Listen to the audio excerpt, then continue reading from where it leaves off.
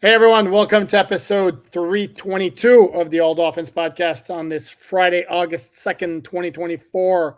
Dolphins back at practice on this particular day, which I think Perk and I would agree on this day after disagreeing Thursday that it was dominated by the defense despite a parade of offside penalties. And we will get to all of that after we're done. By the way, this is where I forget. My apologies. Let me introduce again my regular guest host, Chris Perkins from the South Florida Sun-Sentinel. Perk, how are you? How have you been since I saw you about 2 hours ago? Yeah, I've been hoping that this rain holds off. That's how I've been. I'm hoping that Debbie will allow us to have an outdoor practice on Saturday at Hard Rock Stadium. How's that? So is it fair to say, corny joke alert, that you're hoping Debbie will not be a downer? Look at you. Look at how quick you were with that. Look at that, man. I like that. I like working with quick people because I'm slow. It's a good balance. It's a good balance. As Perk mentioned, the Dolphins are scheduled to have a practice at Hard Rock Stadium on Saturday. The weather, again, if it's going to be completely crazy, Dolphins are not going to put anybody in jeopardy, including themselves. There's a sort of, I don't know if we're classifying it as a tropical storm already, if it's a tropical depression. There's a weather system heading toward the area. How's that? There you go. Very official. Yes, and it could get nasty. On my weather app, it shows like 80% rain, so it could get ugly. Today, actually, it was perfectly fine, other than the fact that it was very hot. But it was not hot on the field in terms of performances. So we will get to all of that very quickly. Our quick history lesson. It's not very ancient history, but we want to be consistent in recapping briefly every year. 2022 arrives. A lot of major developments, including starting with the hiring of Mike McDaniel to replace Brian Flores as head coach, which came, I'm trying to say, in early February. And then in March, the seismic moves of signing Teron Armstead as a free agent, and more importantly, making the trade for Tyreek Hill for one couple of two. I forget the particulars here. I'm bad Allen. It was 5 draft picks total. Not an insane return in terms of the draft pick compensation, considering what Tyreek has become. The caveat was that the Dolphins had to sign Hill to a new contract, which is what led to him asking the Chiefs to trade him in the first place, because Davante Adams had just gotten the bag, and Tyreek was like, "Me want that. Show me the money." Show me the money. I actually was at Disney World with my family, wife and the 2 kids. I had my iPad with me when the news broke. And it was like, okay, guys, go ahead and enjoy one of those rides. I'll go ahead and be on the iPad over here typing up a story. And that thing materialized pretty quickly. From the time it became known that Tyreek could be on the market, then it got very quickly to Dolphins and the Jets are 2 teams involved. And then, boom, it's the Dolphins. Your reaction at the time was what, Mr. Perkins? Great job by the Dolphins, because Tyreek is a game changer, and he changed this offense. He changed what you could do with this offense. I'll put it that way. He's perfect for Mike McDaniel. Put him beside Jalen Waddle. Have Tua back there throwing to him. Perfect fit. Great move by the Dolphins. Without question. And we all knew Tyreek Hill was fast. I don't know about you, but I'm still blown away by like the first time I actually saw him in front of me on the practice field. It was like, this is different. Yeah, I've said this before, out of all the Hall of Famers that I've covered, Tyreek, he's not in the Hall of Fame now, but there's no doubt he belongs in that group. When you talk Jason Taylor, Zach Thomas, LeBron James, Dwayne Wade, Chris Bosh, Shaquille O'Neal, like that crew, that's the company that this guy keeps, and he is well deserving of it. We're mixing sports over here. I'm going to throw out for my hockey people out there. I'm going to throw Alexander Barkov's going to be that kind of guy too. Oh man, yeah. Even though hockey aficionados are going to appreciate him more than the casual fan because he's not flashy in the least, but his game is insane. Anyway, Yeah, I mean, the dude was completely different. And then the season began, and the Dolphins just like kind of lit the NFL ablaze immediately with the big play strike ability. It starts off with the opener against New England, where, and this is where Mike McDaniel quickly stamps himself as the kind of coach he's going to be. If you recall, New England in the opener, they're up, I think, 10-0. Toward the end of the half, they were up. They have like a 4th and 7 from the 40-yard line of the Patriots. No, we're not going to go for it. Quick slant to Waddle. Tua hits him. Boom. Splits 3 defenders. Touchdown. 17-0. The Dolphins wind up winning that game. And then in week 2, you had that crazy comeback against the Baltimore Ravens. They were down 35-14 through 3 quarters. And then it's the touchdown parade. Tua winds up with 6 touchdown passes, ties the franchise record that had been set first by Bob Greasy and then tied by Dan Marino. And then the following week, the Dolphins beat the Buffalo Bills, which is the only time they've beaten them in quite a while.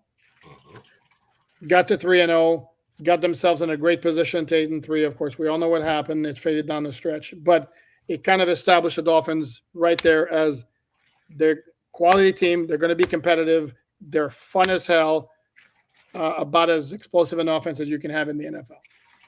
Yeah, set the tone for what we're seeing now, right? And they have followed suit with that high scoring, a lot of energy, a lot of fun. And you know what? I was saying today, they've got to be one of America's most likable sports teams right now, right? Because they don't have a, Harrison Butker who can isolate a crowd, or, Belichick and Brady who are picking their politics, LeBron James who is picking his politics, Steve Kerr, Greg Popovich. I'm picking people on both sides here. So the Dolphins don't have that. Kenny Stills is not here. There's really, Tua can be divisive, but kind of in a Dak Prescott way. It's not, it's not a real divisive thing. It's more of a sports thing. Is he good enough? It's really not an off the field, I don't like this guy personally. It's his athletic ability and maybe the hype behind him. But I think the Dolphins are a very, very likable team, maybe the most likable team in American sports right now. Whoa, maybe okay. The Boston Celtics, right? You have reason to dislike them because of their titles. The New York Yankees because of their titles. The Dolphins are pretty harmless. Everybody should like this team right now. Most people, I should say. I don't know if I'm looking at it in those terms. What I would say is they're certainly a fun team to watch, and they're about as fun a team to watch as there is in the NFL. I certainly will say that. I don't know if I'm going to get into the likable, not likable thing, because I don't know how many people are going to turn off the KC Chiefs just because of Harrison Butker's polarizing comments. Whatever side of that fence you sit on. I think with the Chiefs, the bigger issue is there's a fatigue factor. They're personally, I'm a massive sufferer of CFS, Chiefs fatigue syndrome, because I'd like to see the different team, there at the end. But the Dolphins, again, they're fun to watch. Mm-hmm. The big question that we're going to have is that going to be, there's fun and there's good enough to get to where they want to go. And then, okay, then we'll start addressing this with the performance in practice on Friday, which was day 8, I want to say, of practice. We don't count the days off.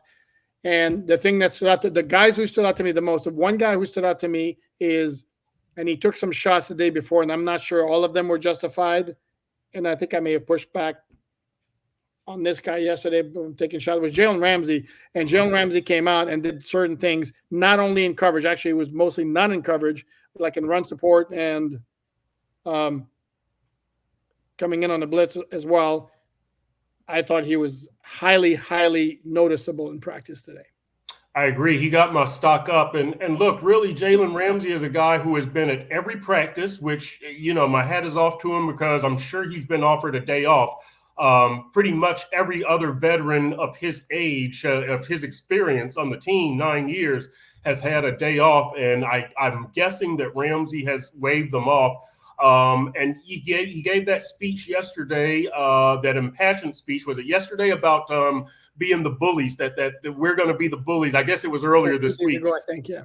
Yeah, but he's a leader on and off the field, Poop. And as you said, today wasn't even about his coverage necessarily. It was about him in run support and being disruptive and playing different positions. So we saw some true leadership. We've seen some true leadership from Jalen Ramsey through 8 practices, and today was a capper of a different sort, because it wasn't those dramatic interceptions we saw against the Raiders. This was, a culmination of, I'm going out here, and I know that Tyreek and Jaelan aren't going to be out here for every drill, but I'm still going to go out here and I'm going to give my all and set an example. And guys, somebody remarked about Saran Neal today. He remarked about that you see Ramsey going out there setting the example every day, so guys are noticing. No, without question. And Kendall Fuller was back at practice, and I think we're still in a position where, to me, there's some concern about the guys behind those two. We discussed that a little bit yesterday. Yeah. And there are a lot of things I like about Kader Kohu, even though he's more of a slot guy, but there's certain holes in his game, and one of them that he still has in his third year, and he's not the only one who has that issue, is turning around for the ball.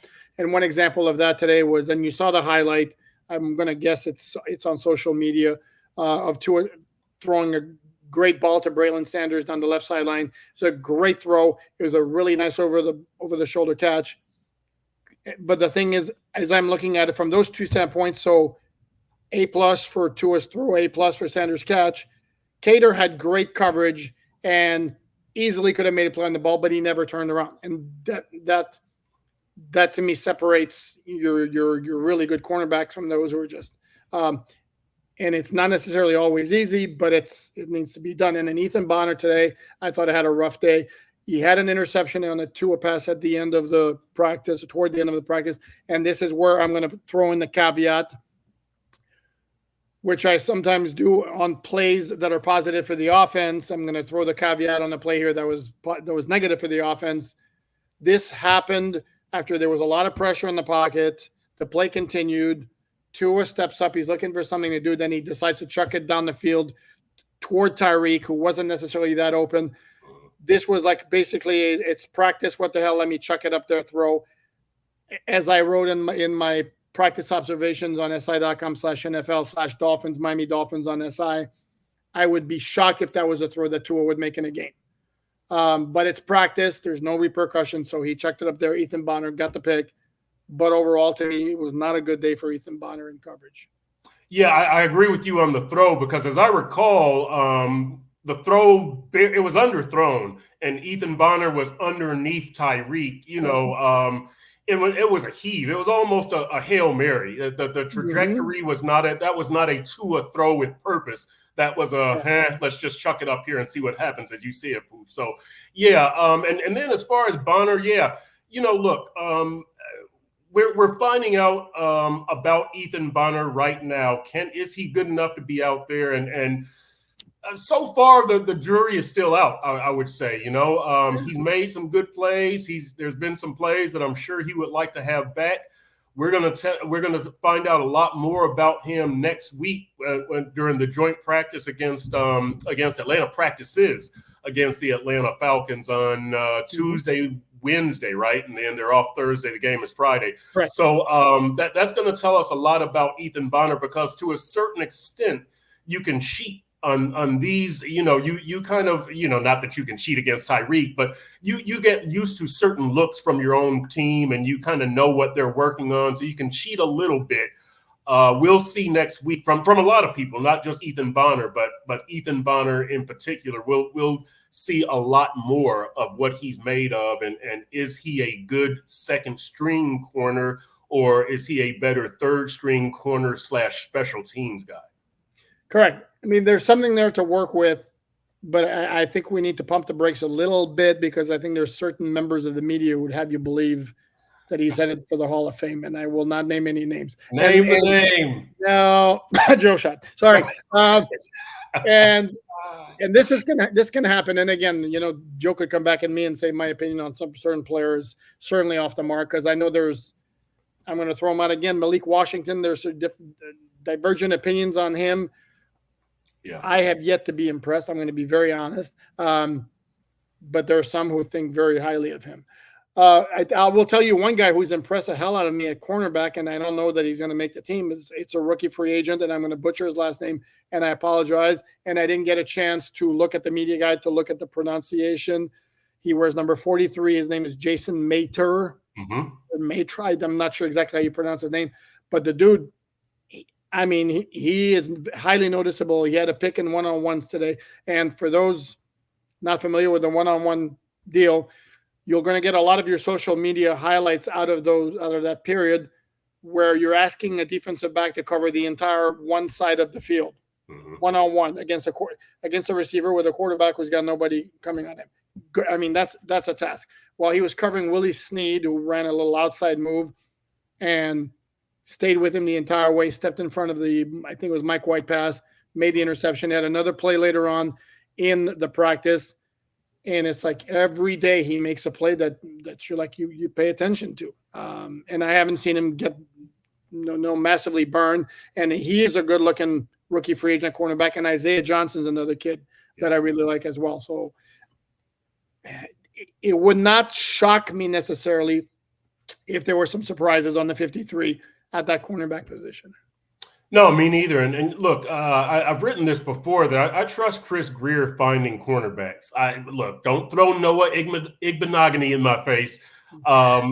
He's Chris Grier. You know it's coming, right? Right. Chris Grier has done a pretty good job at finding corners, both drafted and undrafted. When you Cater Kohu and Nick Needham and obviously with Xavier Howard back in 2016. Yes. I'm doing X, but there we go, X. Yep, exactly. So I trust him, and you don't have to look hard to find Jalen Ramsey. I won't give him any credit for that. But but look, he's done a pretty good job in supplying cornerbacks to this team. And again, the depth on this team has been good. It's taken them to the playoffs. When you've had, speaking of 2022, Keon Crossan was out there, as I recall, for a little bit on the field, a special team specialist. From guys like that, when you can get a 1-game performance, a game and a half, a 2-game performance, you've done a nice job finding them and coaching them up. And I think Jason, and I don't know how to pronounce his last name either, Mater, or I'm sorry to him and his family. We apologize, Jason. Right, exactly. But we feel you out there. We see you. We notice you. And Poop, if I'm not mistaken, he's a guy who will stick his nose in there against the run every now and then, even though you're not tackling to the ground. I don't think he's scared of the moment. I see a guy who's taking it to the opponent as opposed to playing conservatively and hoping he doesn't mess up. Agreed. If we're talking DBs, Elijah Campbell had an interception that was kind of in his hand. That was a one bad two or throw of practice today where he kind of, I don't know if he didn't see, he was trying to throw it down the seam. I don't know if he didn't see Campbell. The pass was a little bit high for Campbell, but he should have had it. Should have been a pick. I was disappointed I didn't see him go to the ground and do the push-ups, as the mea culpa for not making the interception. But that was the one bad throw. But overall, by the way, Tua, we should mention, was wearing the orange jersey as the practice player of practice for Thursday. A very eclectic musical selection from the Dolphins QB1.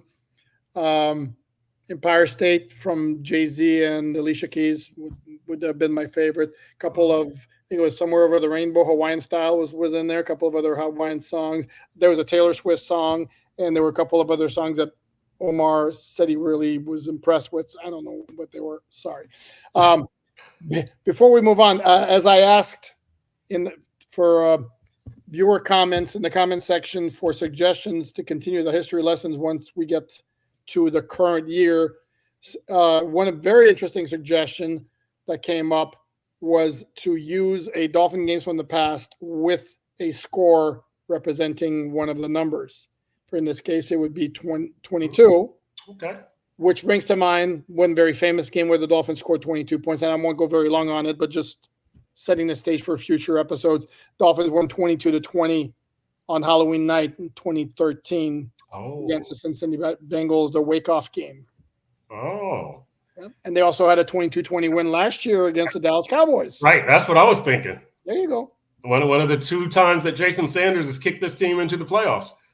That is correct. Yeah. So we'll say what we want about him. And if we're talking about kickers, let's address the punter in the room. as we should. Kyle Oldbrick from Middle Tennessee. By the way, I looked him up. I looked up his stats.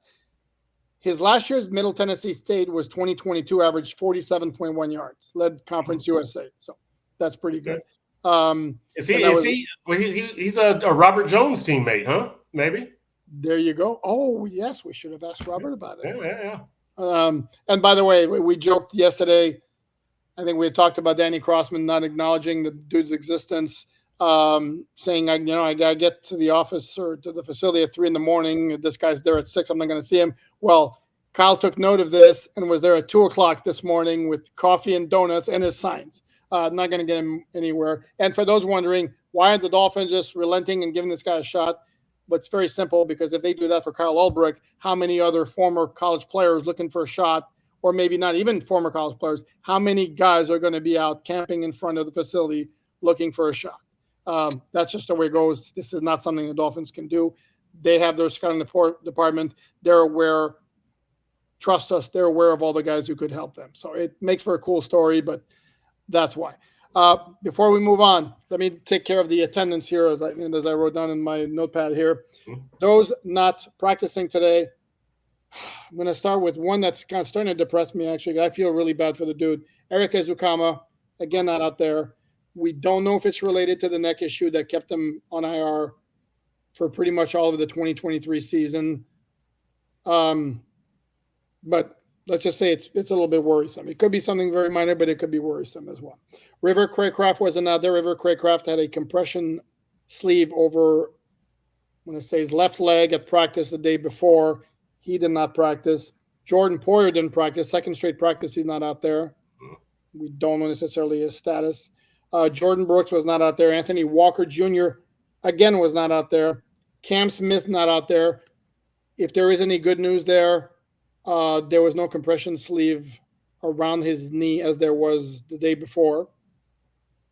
And then Savan Ahmed also. Savan Ahmed spotted with a boot around his right ankle.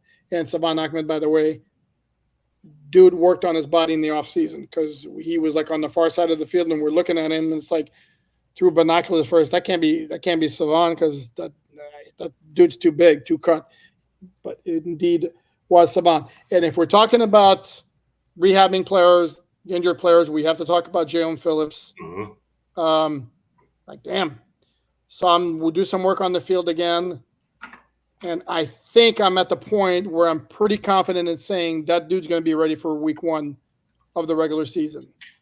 He does not look like a guy who's very far away from being able to return to practice. And we talked to him, to outside linebackers coach Ryan Crow before practice, as well as defensive coordinator Anthony Weaver. And Anthony Weaver made the point that Mike McDaniel, I think, showed him a clip of Phillips running on the field, and Weaver was talking about he ran really fast. Okay, well, how fast did he run? And he said he'd never seen a big guy run that fast.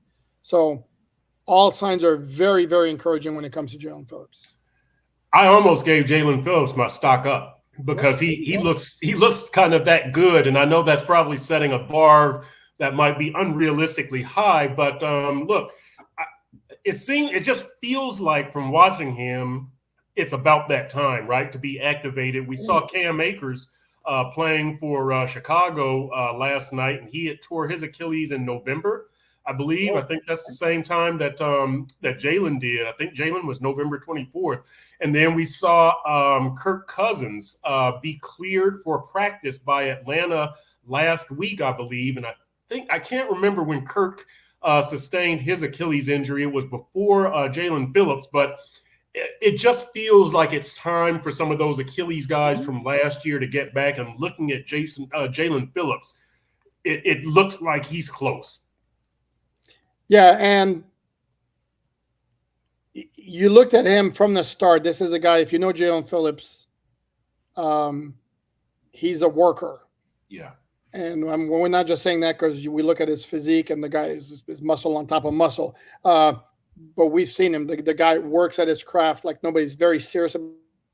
Yeah.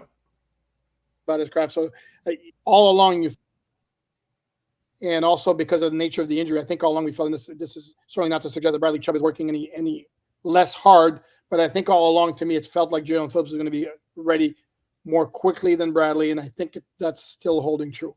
So that was very encouraging. Anthony, go ahead. Oh, one other thing. I'll just say this. I don't mean to interrupt your flow. Just speaking of I have rehab, no flow. I have no flow. We did see Odell Beckham Jr. out there. It seemed like running full stride, like 40-yard sprints, catching passes at one point. I didn't notice any, limp or anything. I didn't notice him favoring any body part, a shoulder, an abdomen or anything like that. I have no idea where he is as far as being ready to be taken off of the PUP list, physically unable to perform. But he was out there stretching it out and letting it go. I thought he looked fairly good, Poop. No, it's right back at you.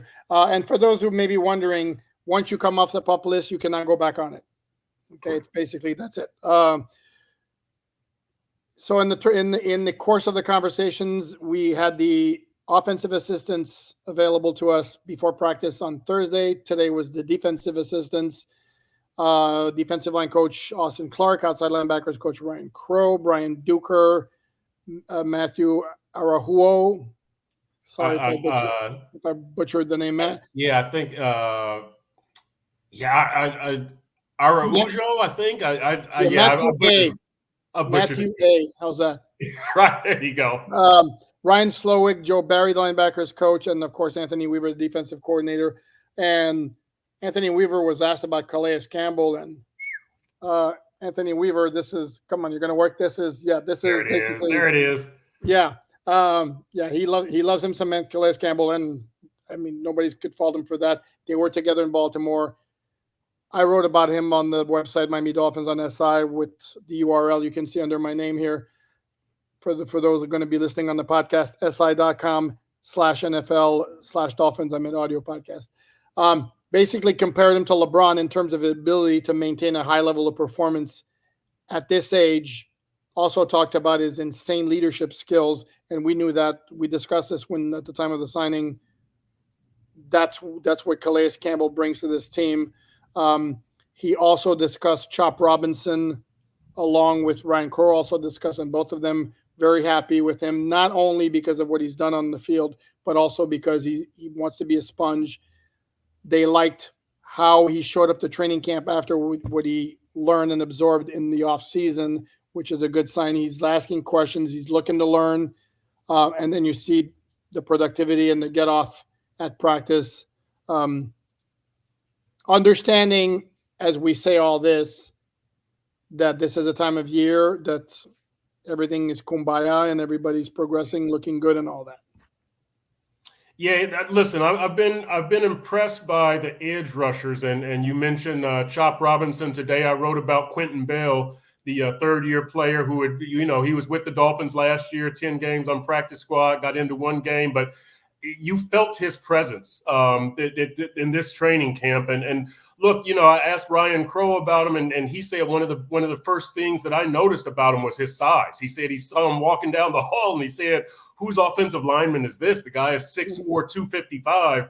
I asked Skylar Thompson about him, and he said, the funny thing is that Quentin was kind of quiet when he first came in, but he said now he's kind of, getting comfortable, and you can see it on the field and off the field. And then Mike McDaniel was asked about him, and he said, Q is one of those guys who everybody gets excited when he makes a play. So, look for Quentin Bell, number 56 out there.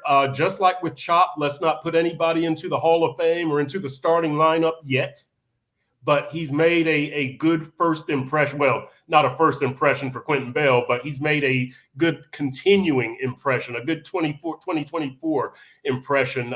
So I, those two guys on the edges, I'm really excited about seeing them next week in the joint practice and Saturday. And really, is Saturday a typical practice, Poop, or is this kind of a controlled scrimmage? Yes. It will be one of the two, yes. Right, exactly. So we don't know. It hasn't necessarily been determined yet. I'm not sure exactly what it's going to be. But I'm looking forward to seeing the collection of edge rushers that the Dolphins have, because they have made some noise here in camp, especially after the pads have come on. Again, I'm not thinking that any of them is a 2024 Pro Bowl candidate, but among Shop and among Quentin Bell, guys like Grayson Murphy, Mo Camara, these guys, they flash, they flash, and it's very encouraging what we've seen. So I want to see more of these guys.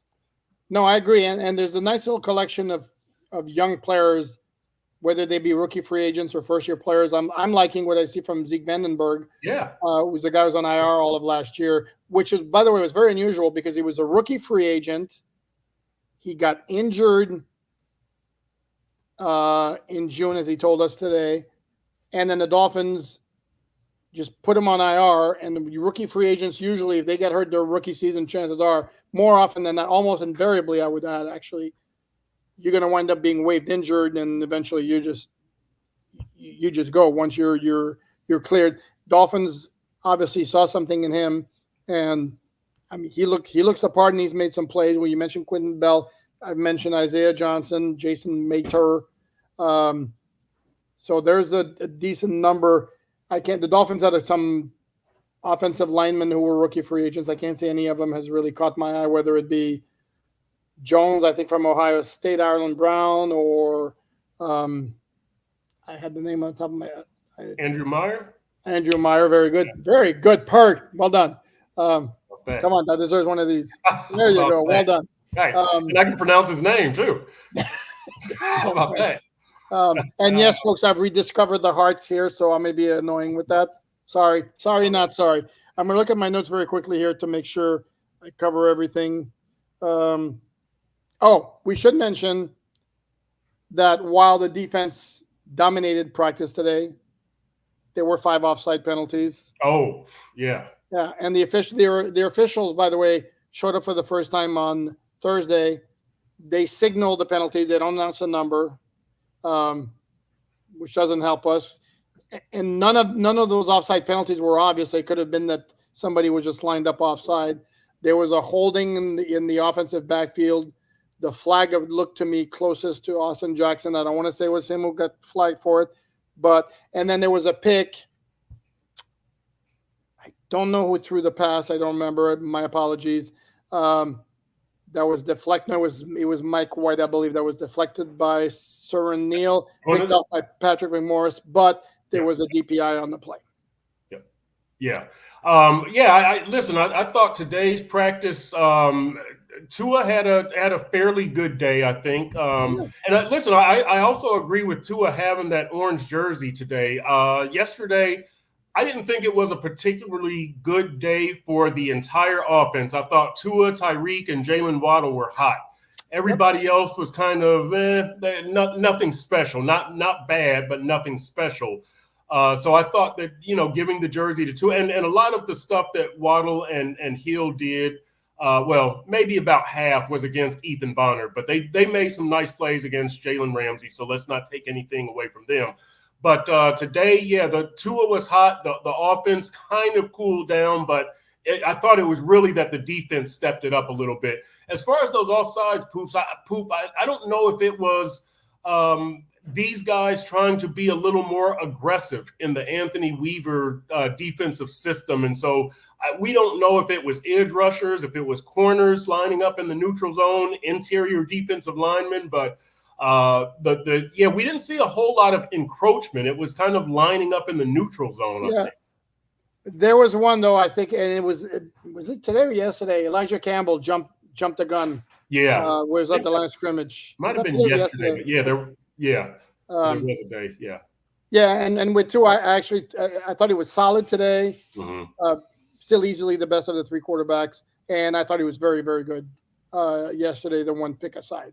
God, I lost my train of thought. Oh, one more thing I should mention.